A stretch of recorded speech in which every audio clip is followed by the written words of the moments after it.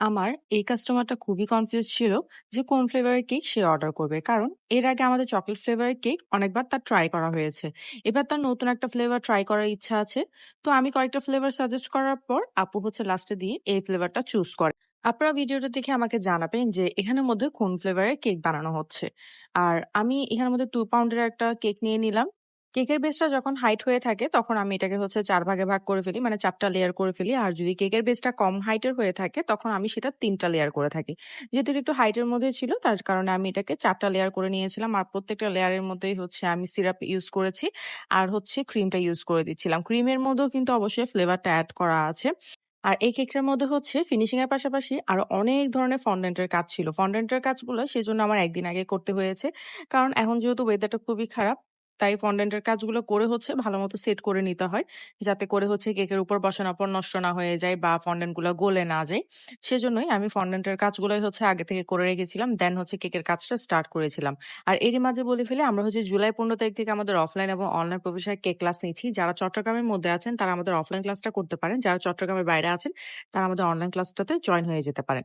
২ টা কেকের ক্লাসের মধ্যে কিন্তু আপনারা টোটাল ৭ থেকে ৮ টা ফ্লেভারের কেক শিখতে পারবেন। তার পাশাপাশি পাউন্ড কেকটাও আপনারা পেয়ে যাবেন।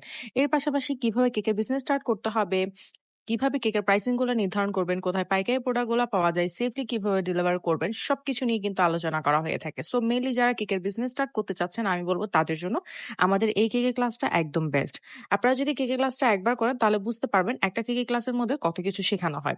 আর আমার অলরেডি অনেক অনেক স্টুডেন্ট আছে যারা অলরেডি আমাদের পেজের মধ্যে রিভিউ দিয়েছে কেকের ক্লাস করার পর। আপনারা চাইলে সেগুলো দেখেও নিতে পারেন। আর হচ্ছে যারা করতে চাচ্ছেন অবশ্যই তাড়াতাড়ি করে সিটটা বুকিং করবেন, যেহেতু হাতে বেশি সময় নেই। আমাদের ফেসবুক পেজ আঞ্জুমস কেকের মধ্যে ইনবক্স করলে মডারেটর বাকি সব ডিটেলস হচ্ছে আপনাদেরকে জানিয়ে দিবে। চলেন এখন কেকে চলে আসি। কেকটা আমি ফিনিশিং করে নিয়েছিলাম। ফিনিশিং করার পর আমি এখানের মধ্যে যে ফন্ডেন্ট এর কাজগুলো ছিল, যেগুলো আমি আগে করে রেখেছি, একটা, একটা করে আমি বসিয়ে দিচ্ছিলাম। ১ম একটা বড় ফ্রেম বসিয়ে দিয়েছি। আপুর বেবির একটা ছবি দিয়েছিল। সেটা হচ্ছে আমি একটা ফ্রেম আকারে করে ওখানের মধ্যে হচ্ছে ছবিটা আমি এড করে দিই। এরপর পাশে হচ্ছে আমি আরো অনেক ধরনের ফন্ডেন্ট এর টপার বসিয়ে দিলাম।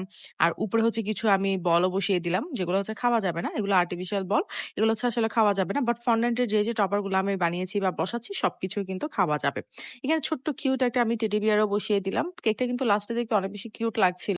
আর ছোট বাচ্চাদের কেক হলে এই কেকগুলো একদম পারফেক্ট হয়। কারণ বেবির পিকচার প্লাস হচ্ছে কিছু আপনার টেডি বিয়ার, কিছু কার্টুনের পিকচার সবকিছু একসাথে যখন থাকে কেকগুলা কিন্তু দেখতে অনেক বেশি সুন্দর হয়। লাস্টে আমি কিছু পার্ল এড করে হচ্ছে ফিনিশিং করে দিলাম।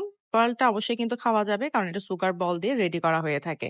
এই তো আমার কেকটা ফুল রেডি হয়ে গিয়েছিল। আমি না এখানে 1 টা এড করতে ভুলে গিয়েছিলাম। সেজন্য আবার হচ্ছে 1 টাও আমি এড করে দিলাম। যেহেতু বেবি 1 ইয়ার হবে। এই তো আমার ফুল কেকটা ডেকোরেশন করা শেষ। আপনারা অবশ্যই জানাবেন এই কেকটা দেখতে আপনাদের কাছে কেমন লেগেছে।